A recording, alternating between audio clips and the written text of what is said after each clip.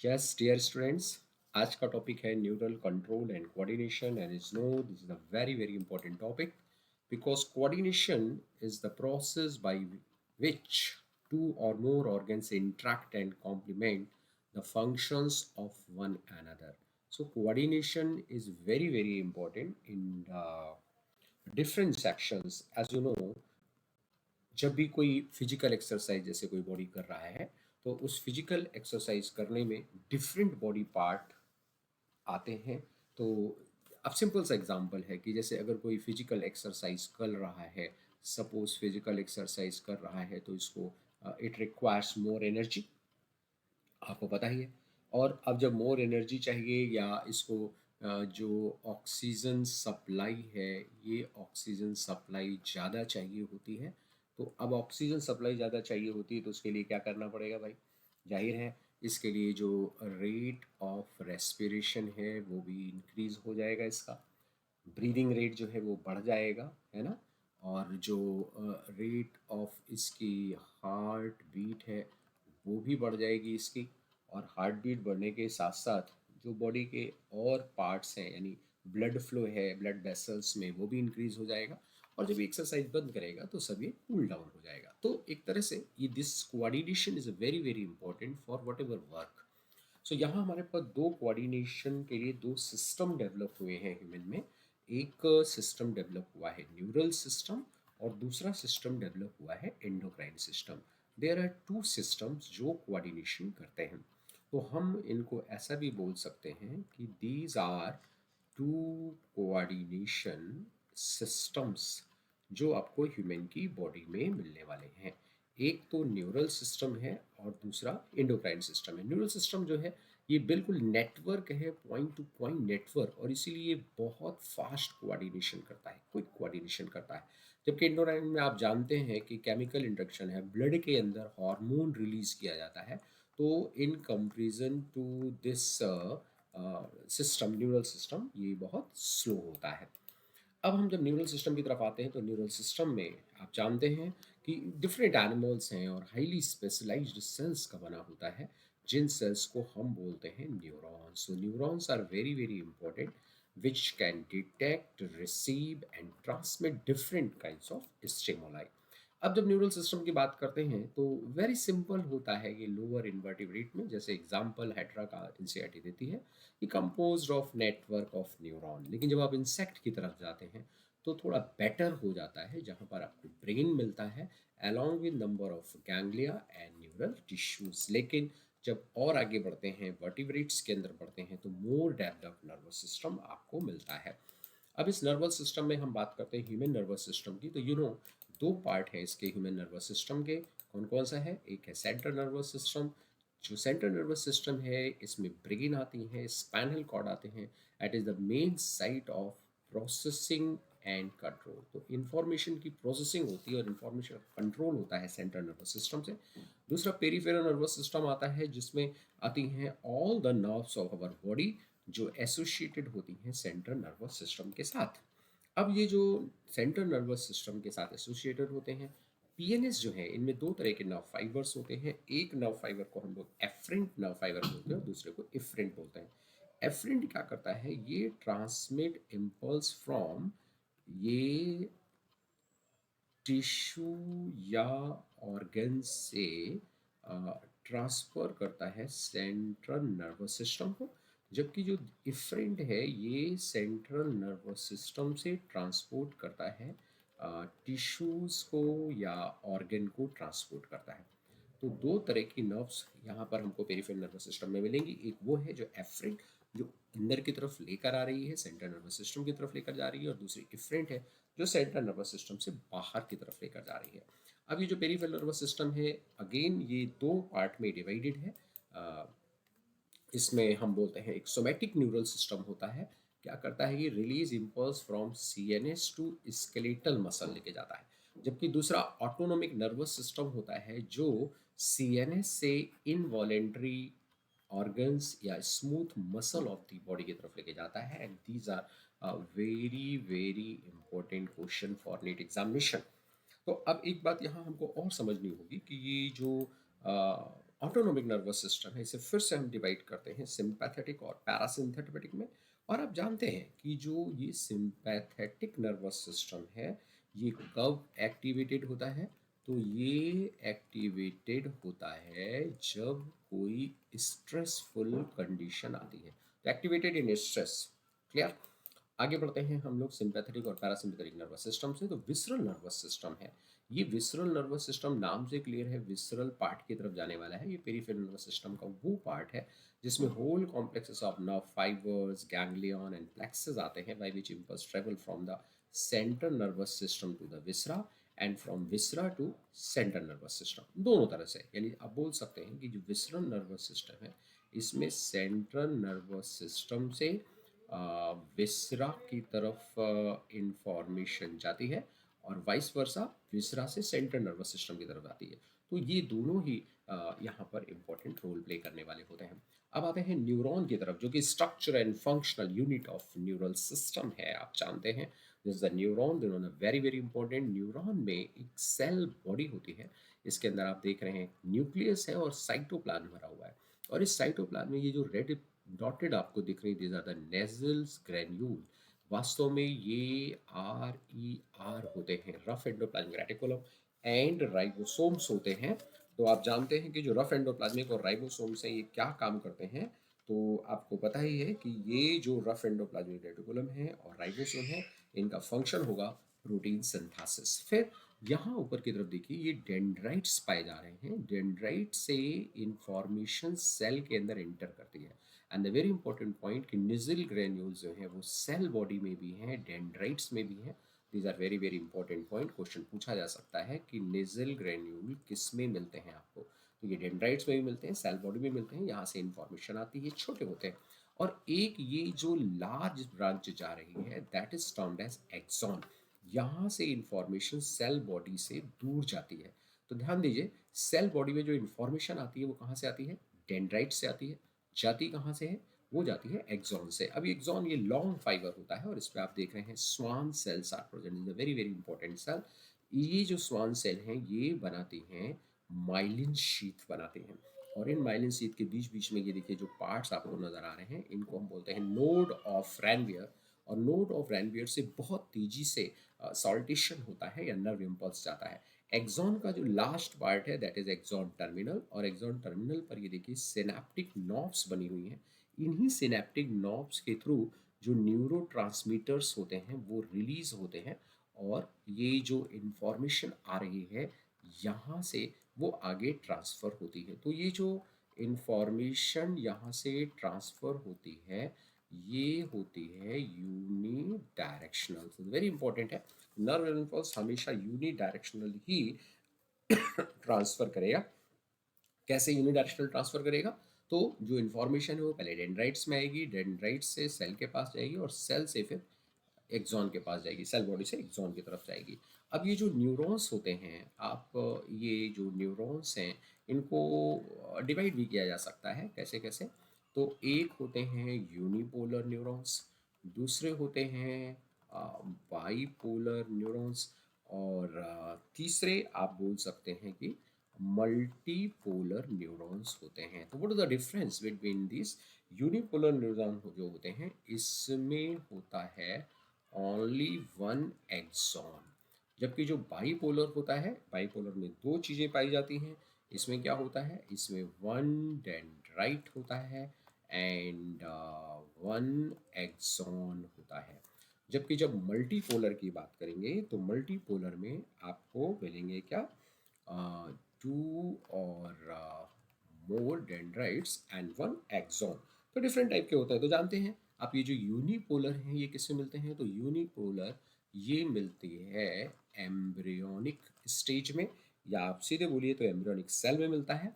और बाईपोलर जो मिलता है, ये आपको मिलता है रेटिना ऑफ आई के अंदर। और ये जो मल्टीपोलर न्यूरॉन हैं, ये आपको मिलते हैं सेरिब्रल कॉर्टेक्स में।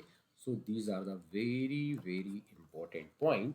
और इन इंपॉर्टेंट पॉइंट्स पर आपसे क्वेश्चन पूछा जा सकता है कि ये कहाँ पर मिलते हैं। अब देखिए, दो तरह के ये फाइबर है, दो तरह के ये फाइबर होते हैं। अगर हम न्यूरॉन को बात करें या नर्व फाइबर्स की बात करें तो नर्व फाइबर्स कैसे हो सकते हैं, दो तरह के हो सकते हैं। या अगर इसमें हम सीधे और इसको क्लियर करें तो ये जो एक्सॉन है यहाँ पर है, ये एक्सॉन जो है, एक्सॉन में दो तरह की चीज़ें हो सकती हैं, यानी दो तरह के एक्सॉन हो सकते हैं। कौन कौन से दो तरह के एक्सॉन है भाई? एक तो होते हैं माइलिनेटेड, तो ये जो माइलिनेटेड एक्सॉन है, और दूसरे हो जाएंगे कैसे, नॉन माइलिनेटेड। तो इसमें क्या होता है, इसमें जो स्वान सेल्स हैं वो बनाती हैं माइलिन शीथ। ध्यान देना, स्वान सेल यहाँ भी मिलेंगी, ये जो स्वान सेल है वो यहाँ भी मिलेगी, और स्वान सेल जो है ये यहाँ भी मिलेगी, लेकिन यहाँ पर ये माइलिन शीथ नहीं बनाती। तो वहाँ माइलिन शीथ नहीं बनाएगी और यहाँ बनाएगी। माइलिनेटेड जो नर्व फाइबर हैं वो आपको स्पाइनल और क्रेनियल नर्व में मिलते हैं। किस में मिलते हैं? वो आपको मिलते हैं स्पाइनल एंड cranial nerves जो हैं, these are the example of such type of fiber। जबकि जब इस तरह के फाइबर आप देखेंगे तो कौन से हो जाएंगे, तो ये हो जाएंगे autonomous and somatic neural system के, autonomous and somatic neural system के जो फाइबर्स हैं वो इनके एग्जाम्पल हो जाएंगे। तो कुल मिला के आप बोल सकते हैं कि जो माइलिनेटेड हैं, ये माइलिनेटेड आपको मिलते हैं सेंट्रल नर्वस सिस्टम में, और जो नॉन माइलिनेटेड हैं ये आपको मिलते हैं पेरीफेरल नर्वस सिस्टम के अंदर। Again this question is a very important question for PMT. I think clear. आगे बढ़ते हैं, कैसे ये कंडक्शन होता है, यहाँ कंडक्शन होता कैसे है। तो देखिए, सबसे पहले यहाँ पर आप जानते हैं डिफरेंट आयन चैनल्स प्रेजेंट होते हैं न्यूरॉन की मेम्ब्रेन पर, और ये आयन चैनल जो हैं इनके लिए जो ये परमेबिलिटी है, ये जो मेम्ब्रेन की परमेबिलिटी है वो सेलेक्टिव परमेबल होती है। यानी परमेबिलिटी इसके लिए होती है सेलेक्टिव, और ये सेलेक्टिव परमेबिलिटी ही बहुत ही इंपॉर्टेंट रोल देती है। तो अब जब ये neuron is not conducting any impulse, यानी कि जब भी ये जो न्यूरॉन है वो रेस्टिंग स्टेज में होगा, तो ऐसी रेस्टिंग स्टेज में क्या होना चाहिए? तो ऐसी रेस्टिंग स्टेज में भाई एक बहुत ख़ास बात होती है कि जब वो रेस्ट में होता है तो यहाँ पर होता है रेस्टिंग पोटेंशियल। तो जब रेस्टिंग होता है तो एक ख़ास बात ये कि एक्सॉन मेम्ब्रेन जो है वो कंप्लीटली मोर परमेबल होती है पोटेशियम आयन के लिए। तो ये जो मेम्ब्रेन है, मान लो ये मेम्ब्रेन है, तो that is more permeable for potassium, और सोडियम के लिए ये परमेबल नहीं होती है, या बोल सकते हैं कि बहुत कम होती है, नियरली इम्परमेबल होती है। तो हम ऐसा भी लिख सकते हैं कि ये nearly impermeable for sodium ion है। तो अब सोडियम आयन के लिए जो इम्परमेबल हो गई तो क्या होगा, मेम्ब्रेन एक तो सोडियम के लिए नेगेटिव होगी, दूसरा यहाँ मेम्ब्रेन के अंदर जो ये नेगेटिव प्रोटीन्स पाई जाती हैं इनके लिए भी ये होती है कैसी, इम्परमेबल होती है। तो दोनों के लिए इम्परमेबल होगी। ठीक बात। तो अब क्या होगा कि एक्सोप्लान इनसाइड द एक्सॉन कंटेन, यहाँ अंदर की तरफ क्या होगा, अंदर की तरफ होता है हाई पोटेशियम आयन और हाई नेगेटिव प्रोटीन, और जबकि बाहर की तरफ क्या पाया जाता है, हाई सोडियम होता है।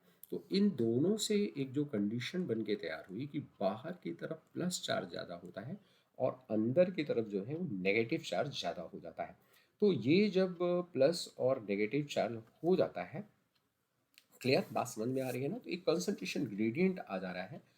इस मेम्ब्रेन के अकॉर्डिंग ये जो कंसंट्रेशन ग्रेडियंट होता है ये बहुत ही इंपॉर्टेंट है। किससे रेगुलेट होता है, तो आप जानते हैं ये सोडियम पोटेशियम पंप से रेगुलेट होता है। तो sodium potassium pump play very very important role. आप जानते हैं कि ये ट्रांसपोर्ट क्या होता है, ये ट्रांसपोर्ट क्या करता है कि जो सोडियम है, 3 सोडियम मॉलिक्यूल को आयंस को बाहर भेजता है, और 2 पोटेशियम आयंस को अंदर भेजता है। ये इसका ट्रांसपोर्ट का तरीका होता है। तो जो इसकी सरफेस है, इसकी सरफेस में ये काम होता रहता है।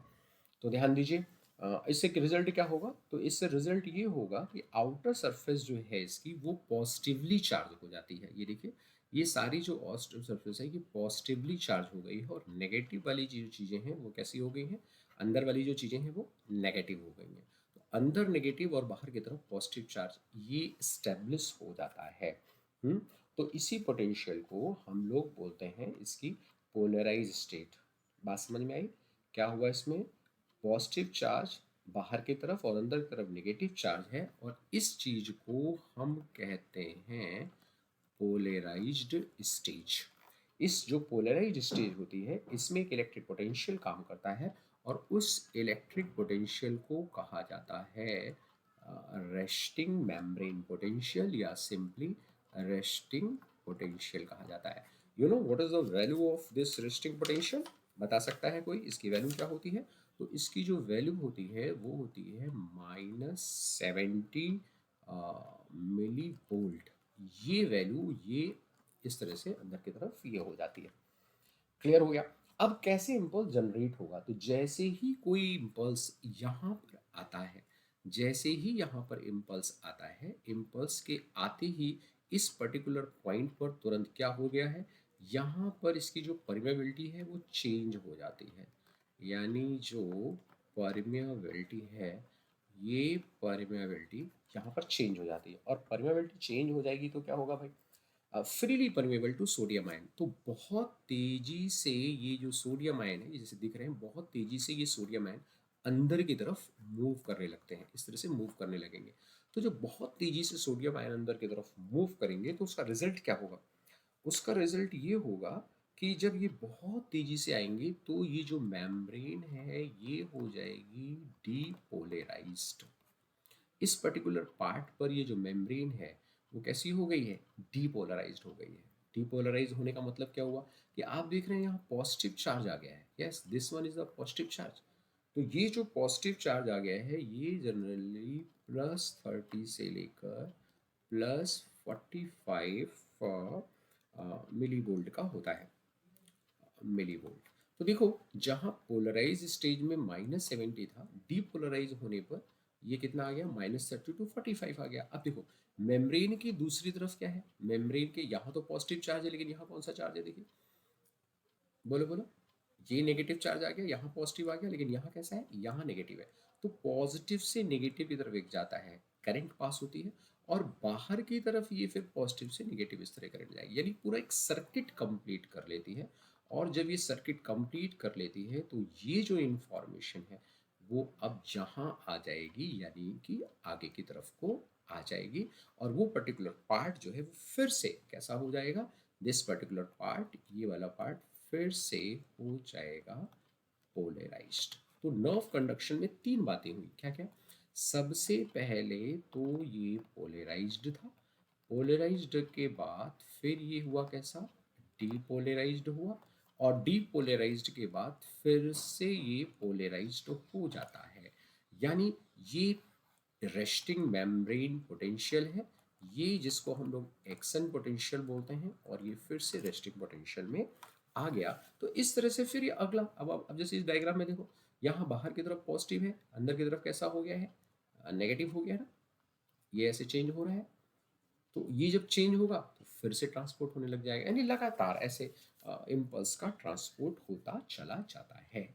तो polarise, depolarise and then again polarise, इस तरह से इम्पल्स का कंडक्शन जो है वो पूरी लेंथ में होता चला जाता है। अब जहाँ आपने पढ़ा था नोड ऑफ रेनबियर्स होते हैं, तो अब जैसे मान लो जैसे ये है फाइबर, अब ये यहाँ पर माइलिन शीथ है, ये यहाँ पर माइलिन शीथ है, तो क्या होता है? इस नोड से नोड ट्रांसमिट होता है, तो इसको साल्टेशन बोलते हैं। बहुत तेजी से यहाँ पर जो नर्व का इम्पल्स है वो बहुत तेजी के साथ जाता है, यूनी डायरेक्शनल होता है। ठीक है ना? अब यहाँ एक चीज़ और, अब इससे आगे जाना है तो ट्रांसमिशन ऑफ इम्पल्स, मान लीजिए ये एक नर्व है और इसका ये एक्सॉन है ना? दूसरी जो ये नर्व है ये वाली है, और ये इसका डेंड्रॉन हो गया, है ना? तो ये सिनेप्स बना हुआ है। तो ध्यान दीजिए, यहाँ दो तरह के सिनेप्स होते हैं। एक सिनेप्स को हम बोलते हैं इलेक्ट्रिक सिनेप्स, और दूसरे सिनेप्स को हम बोलते हैं केमिकल सिनेप्स। तो ध्यान दीजिए, इलेक्ट्रिक सिनेप्स जो होता है ये बहुत फास्ट होता है। यस, हालांकि it is rare in our system. हमारे सिस्टम में नहीं होता, लेकिन ये बहुत ही फास्ट होता है। और ये जो केमिकल है, ये केमिकल मीडिएटेड होता है, ये हमारे अंदर पाया जाता है, और यहाँ पर केमिकल्स होते हैं। और आप जानते हैं दो तरह के केमिकल यहाँ पर पाए जाते हैं। एक वो होते हैं जो मेम्ब्रेन को एक्साइट करते हैं, और दूसरे होते हैं जो इनहिबिटरी होते हैं। तो यहाँ पर सबसे इम्पोर्टेंट जो होता है वो एसिटिल कोलिन होता है, आप जानते हैं एसिटिल कोलिन है। हालांकि नॉर एड्रीनेलिन भी होता है। और इनहिबिटरी में जब हम बात करते हैं तो गावा की बात आती है। तो ये दो चीज़ें होती हैं। तो अब देखिए इसका ट्रांसपोर्ट कैसे होता है, आखिर ये स्टिमुलस का ट्रांसपोर्ट करता कैसे है। तो सबसे पहले देखिए एक्सॉन जो है, आपने पढ़ा था कि जो एक्सॉन होता है, एक्सॉन का जो टर्मिनल पार्ट होता है, एक्सॉन के टर्मिनल पार्ट पे बताइए क्या पाया जाता है। तो एक्सॉन का जो टर्मिनल पार्ट है उस पे ये देखिए, ये एक्सॉन का टर्मिनल पार्ट हो गया। यहाँ पर अंदर सिनेप्टिक वेसिकल्स का फॉर्मेशन होता है। इन्हीं सिनेप्टिक वेसिकल्स के अंदर ये न्यूरो भरे हुए हैं। दीज आर द न्यूरो, ये सब न्यूरो है। अब क्या होता है, ये प्री सिनेप्टिक मेम्ब्रेन हो गई, ये पोस्ट सिनेप्टिक मेम्ब्रेन हो गई, और ये सिनेप्टिक क्लेफ्ट हो गया। यानी कभी भी जो दो न्यूरॉन्स हैं वो फिजिकली कांटेक्ट नहीं होते हैं, इनके बीच में हमेशा ये क्लेफ्ट पाई जाती है। This is very very important, क्योंकि फिजिकली कांटेक्ट नहीं होगा। क्लियर। तो ये तीनों मिलकर सिनेप्स बनाते हैं। कौन कौन से? Pre synaptic membrane, synaptic cleft और पोस्ट सिनेप्टिक मेम्ब्रेन। अब यहाँ से जब ये इंफॉर्मेशन आती है, जब ये इंफॉर्मेशन यहाँ तक पहुँचती है, तो ये बाहर आता है और एक्सोसाइटोसिस से इसको रिलीज कर देता है न्यूरोट्रांसमीटर को। यहाँ पर प्रेजेंट है हमारे पास रिसेप्टर। तो रिसेप्टर कहाँ होते हैं? रिसेप्टर होते हैं पोस्ट सिनेप्टिक मेम्ब्रेन पर।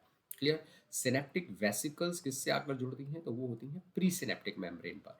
तो प्री सिनेप्टिक मेम्ब्रेन से इधर से ये आके जुड़ जाती हैं और एक्सोसाइटोसिस से न्यूरोट्रांसमीटर रिलीज कर देती हैं।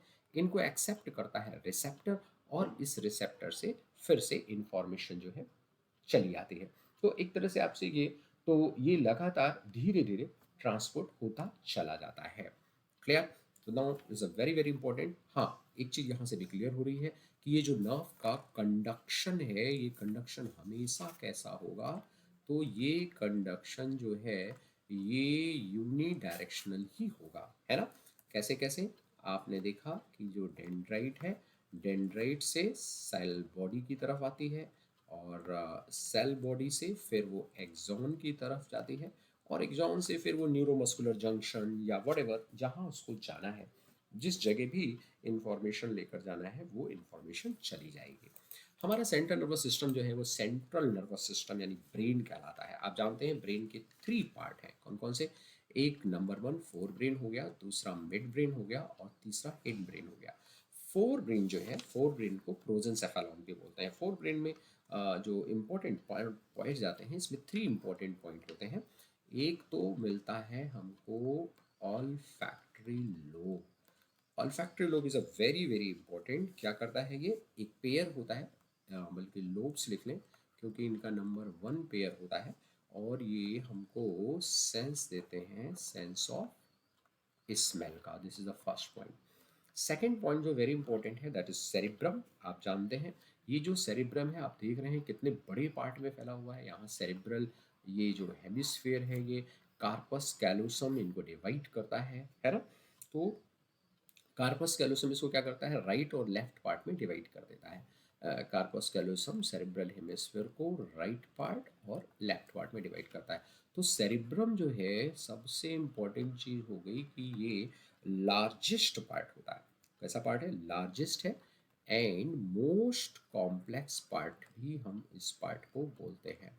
Largest and most complex part होता है। इसके अंदर जो कैविटी होती है सेरेब्रल एक्वीडक्ट होती है। इसकी जो कैविटी है सेरिब्रम की, वो है सेरिब्रल एक्वीडक्ट। ये इसकी कैविटी को बोला जाता है। अब यहाँ ध्यान दीजिए, यहाँ एक सबसे खास बात है सल्साई एंड गैराई, है ना। तो कार्पस कैलोसम इसको डिवाइड करता है। अब इसमें देखिए 2 पार्ट होते हैं सेरिब्रम में। अगर हम सेरिब्रम को किधर देखें, चलो इधर बाहर कर दिया मैंने। तो ये जो सेरिब्रम है इसमें 2 पार्ट आपको नज़र आते हैं। एक जो बाहर की तरफ का पार्ट है वो ग्रे मैटर होता है, और एक जो अंदर की तरफ का पार्ट है वो वाइट मैटर होता है। तो ग्रे मैटर जो है, इस ग्रे मैटर में ही पाया जाता है सल्साई एंड गायराई, जो बहुत ही इम्पोर्टेंट रोल प्ले करता है, आप जानते हैं। ठीक है ना। तो ये कहाँ होता है, ये होता है सेरेब्रल कॉर्टेक्स में, यानी ऊपर की तरफ पाया जाता है। और जबकि अंदर की तरफ जब आते हैं वाइट पार्ट में, तो जानते ही हैं आप कैसा होगा, ये माइलिनेटेड फाइबर्स यहाँ पर होते हैं, इसलिए ऐसा होता है। तो इसमें millions of medullated nerve fibres होते हैं। तो बहुत ज़्यादा नर्व फाइबर इसके अंदर की तरफ वाइट मैटर में पाए जाते हैं, जबकि ग्रे मैटर में सल्साई और गहराई पाया जाता है। This is a very very important part. और ये जो इम्पोर्टेंट पार्ट है, ये करता क्या है, इंटर सेंसरी एसोसिएशन इसका होता है।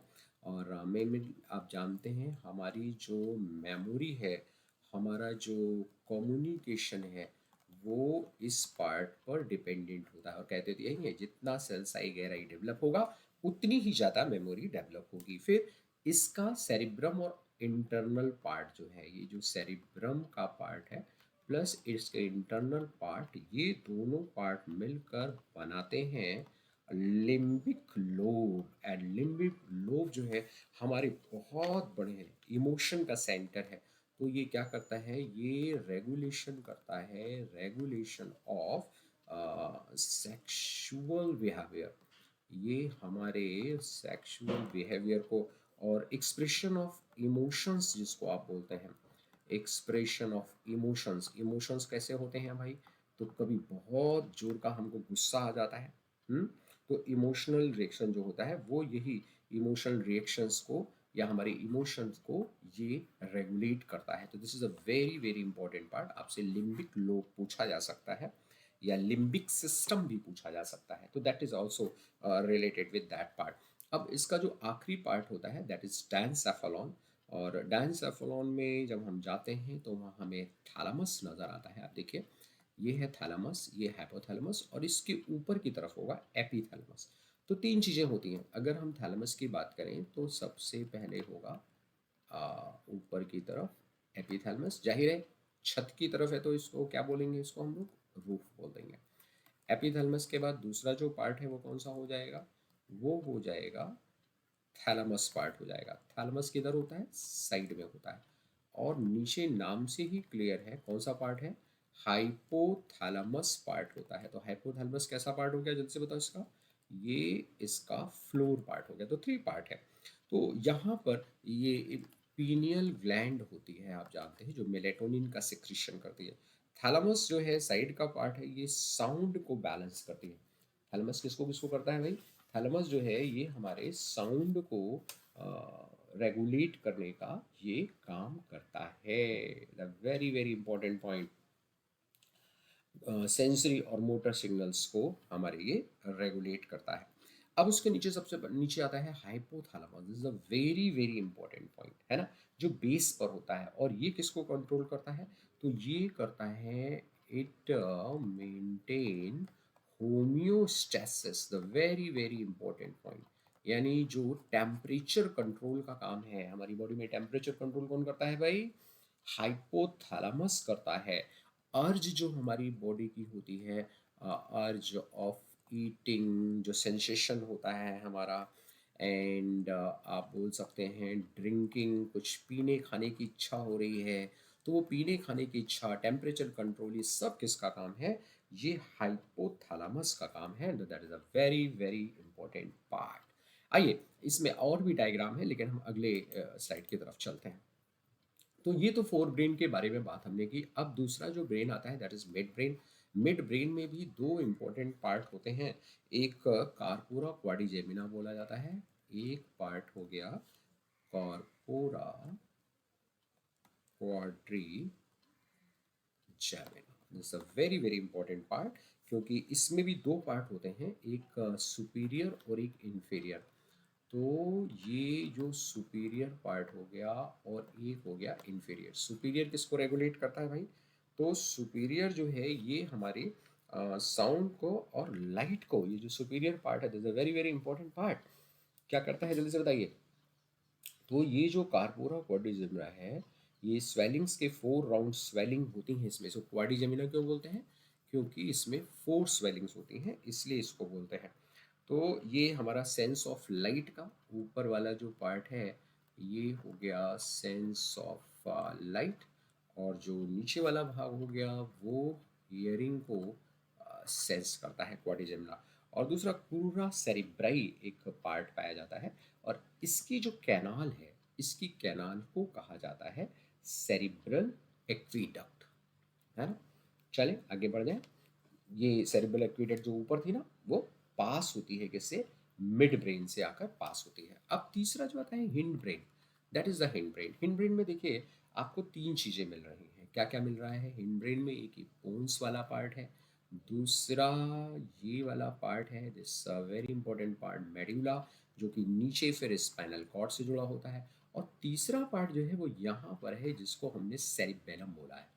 तो देखो ये तो स्टेम बना रहा है इसका, और सेरिब्रम किधर है, साइड की तरफ है। तो ध्यान दीजिएगा, जो स्टेम बनाने वाला पार्ट है, स्टेम कौन कौन सा पार्ट बना रहा है, कुछ याद आया स्टेम कौन कौन सा पार्ट बना रहा है? तो इसका जो ब्रेन स्टेम है उसमें डायनसेफेलॉन से लेकर स्टार्ट हो रहा है, ये पूरा पार्ट, दिस कंप्लीट पार्ट, ये जो पार्ट है ये ब्रेन स्टेम कहलाता है। क्या कहलाता है? ये कहलाता है ब्रेन स्टेम। इसमें क्या क्या है? इसमें एक तो हो गया आपका डायनसेफेलॉन, डायनसेफेलॉन हो गया। दूसरा पार्ट जो हो गया वो मिड ब्रेन का पूरा पूरा पार्ट हो गया। और तीसरा फिर कौन सा हो गया? हिंड ब्रेन का कौन सा पार्ट है? पॉन्स वाला पार्ट है। और चौथा फिर कौन सा है? मेड्यूला वाला पार्ट है। देखो हिंड ब्रेन का ये जो सेरिबेलम वाला पार्ट है, ये जो थर्ड है, मैं इधर लिख दे रहा हूँ ताकि कंफ्यूजन ना हो। ये सेरिबेलम वाला पार्ट साइड में होता है, तो ये ब्रेन स्टेम का पार्ट नहीं होता है। अब देखिए पोन्स क्या है, पोन्स क्या करता है, ये this part, this particular part जो ये पोन्स है, पोन्स क्या करता है? तो पोन्स रेगुलेट करता है हमारी ब्रीदिंग रेगुलेशन को। इट रेगुलेट ब्रीदिंग रिएक्शंस, ये हमारी ब्रीदिंग रिएक्शंस को रेगुलेट करता है। दूसरा सेरिबेलम, ये क्या करता है? ये coordination, cerebellum is again very very important part. क्या करता है? ये कोऑर्डिनेशन करता है, coordination of movement, yes, body के मूवमेंट को रेगुलेट करेगा। ये आपके पास्चर को रेगुलेट करेगा, एंड बैलेंसिंग का काम करेगा। तो this is the very very important function of cerebellum. तो पूछा जाता है कि जब कोई वाइन पी लेता है या अल्कोहल पी लेता है तो ब्रेन का कौन सा सिस्टम ठीक से काम नहीं करता? सेरिबेलम, क्योंकि फिर उसका मूवमेंट, पोस्चर, बैलेंस सब बिगड़ जाता है ना। और तीसरा पार्ट है medulla oblongata, this is a very very important part. आप जानते हैं ये सीधे किससे कनेक्टेड है? Medulla oblongata is connected to the spinal cord. Medulla oblongata बहुत ही इंपॉर्टेंट सेंटर है, वेरी वेरी इंपॉर्टेंट सेंटर है मेडुला। किसको रेगुलेट करता है? तो ये रेस्पायरेशन या ब्रीथिंग को रेगुलेट करता है। दूसरा कार्डियोवैस्कुलर रेफ्लेक्स को करता है, कार्डियोवैस्कुलर रेफ्लेक्स को रेगुलेट करता है। और तीसरी बात, जो गैस्ट्रिक सिक्रीशंस होते हैं, ये हमारे गैस्ट्रिक सिक्रीशंस को भी रेगुलेट करता है। तो वेरी वेरी इंपॉर्टेंट पॉइंट है ना। तो यहाँ पर ये सेंटर्स हैं, ये रेगुलेटिंग सेंटर होते हैं इसके, this is the regulating centre. तो medulla is again play very very important role.